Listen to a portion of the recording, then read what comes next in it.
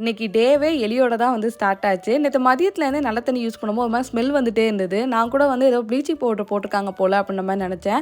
Maximum எங்கள் வீட்டில் வந்து பாத்திரம் கழுவுறது, துணி துவைக்கிறது, குளிக்கிறது எல்லாமே நல்ல தண்ணி தான் யூஸ் பண்ணுவோம். மற்றதுக்கு தான் வந்து போர் வாட்டர் வந்து யூஸ் பண்ணுவோம். பட் அப்போ வந்து நான் ஓகே ப்ளீச்சிங் பவுடர் தான் போல் அப்படின்ற மாதிரி நான் விட்டுட்டேன். பட் காலையில் வந்து என்னோட மச்சான் வீட்டில் வந்து ரொம்ப ஸ்மெல் அடிக்குது அப்படின்னு செக் பண்ணி பார்த்துப்பாங்க போல். அப்போ எலி வந்து உள்ளே விழுந்திருக்கு. இது கூட எனக்கு தெரியாமல் நான் காலையில் எழுந்துச்சு குளிச்சுட்டு தான் ஆக்சுவலாக வந்து சமைக்கவே வந்து ஆரம்பிப்பேன். ஏன்னா வீட்டில் வந்து மாலை போட்டுக்கனால குளிச்சுட்டுலாம் வந்துட்டேன். அதுக்கப்புறம் தான் அத்தை ஃபோன் பண்ணி இந்த மாதிரி தண்ணிக்குள்ளே வந்து எலி விழுந்துருச்சுமா, திருநாவுக்கரசை வர சொல்லு அப்படின்ற மாதிரி சொல்லியிருந்தாங்க. அப்புறம் எல்லாரும் மேலே போயிட்டு எட்டி பார்த்துட்டு ஒரு மாதிரி ஜாலியாக வந்து இருந்தது. பார்த்துட்டு 8 மணி ஆயிடுச்சு. அதுக்கப்புறம் தான் வந்து சமையல் வேலையே ஆரம்பித்தேன். இன்றைக்கி பாப்பாவுக்கு ஸ்கூலில் இண்டிபெண்டன்ஸ் டே கிறிஸ்டின் ஜெயந்தி செலிப்ரேஷனால் சாப்பாடு மட்டும் கொடுத்து விடுங்க அப்படின்ற மாதிரி சொல்லியிருந்தாங்க.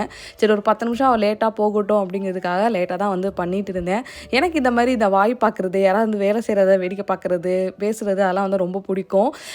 ஸோ உங்களுக்கு அந்த மாதிரி பிடிக்குமா அப்படிங்கிறத கீழே கமெண்ட் செக்ஷனில் வந்து சொல்லுங்கள். யாராவது வீட்டில் வந்து வேலைக்கு வந்திருந்தாங்க அப்படின்னா அவங்க என்ன வேலை பார்க்குறாங்க அப்படிங்கிறத அப்படியே பார்த்துட்டே இருப்பேன். என்ன செய்கிறாங்க அப்படிங்கிறது ஏதாவது கொஸ்டினும் அவங்க வந்து அவங்கள்ட்ட கேட்பேன். டவுட்லாம் வந்து நிறைய கேட்பேன். ஸோ நீங்கள் எப்படி அந்த மாதிரி தானா அப்படிங்கிறத கீழே கமெண்ட் செக்ஷனில் என் கூட வந்து ஷேர் பண்ணிக்கோங்க.